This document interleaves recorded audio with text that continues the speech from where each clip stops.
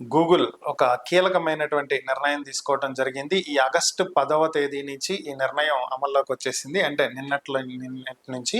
So ఏంటి అంటే సాధారణంగా ఇప్పటి వరకు కూడా మనం ఏదైనా సరే మన డెస్క్‌టాప్ మీద ఒక ఫోల్డర్‌ని సెలెక్ట్ చేసుకొని గూగుల్ డ్రైవ్‌లో ఉండేటువంటి గూగుల్ ఫోటోస్ ఆప్షన్‌కి గనక సింక్ చేసినట్లయితే ఆ ఫోల్డర్‌లో మనం కొత్తగా ఏమేసినా ఆటోమేటిక్‌గా సింక్ అయిపోయి క్లౌడ్‌లోకి వెళ్ళిపోతూ ఉంటాయి గూగుల్ ఫోటోస్‌లోకి. అయితే ఇక నుంచి ఆ ఫెసిలిటీని నిలిపివేయటం జరిగింది. ఇక నుంచి ఆటోమేటిక్‌గా సింక్రనైజేషన్ అనేది జరగదు. గూగుల్ ఫోటోస్‌లోకి ఎటువంటి డేటా వెళ్ళదు. ఇప్పటి వరకు వెళ్ళినటువంటి డేటా అలాగే ఉంటుంది.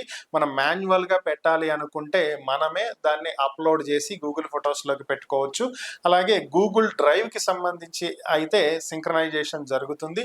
గూగుల్ డ్రైవ్‌లో పెట్టినటువంటివి గూగుల్ ఫోటోస్‌లోకి సింక్రనైజ్ అవుతాయి గానీ డెస్క్‌టాప్ మీద పెట్టినటువంటివి అయితే సింక్రనైజ్ కావు. అలాగే మొబైల్‌లో ఎవరైనా సరే ఆటో సింక్రనైజేషన్ పెట్టి గూగుల్ ఫొటోస్‌లో సేవ్ అయ్యేలాగా పెట్టుకుంటే వాళ్ళకి మాత్రం ఈ ఫెసిలిటీ వర్తిస్తుంది. కానీ డెస్క్‌టాప్స్ నుంచి, ల్యాప్‌టాప్స్ నుంచి డైరెక్ట్‌గా గూగుల్ ఫోటోస్‌లోకి సింక్రనైజేషన్ ఫెసిలిటీస్‌ని అయితే పూర్తి స్థాయిలో గూగుల్ నిలిపివేయడం జరిగింది.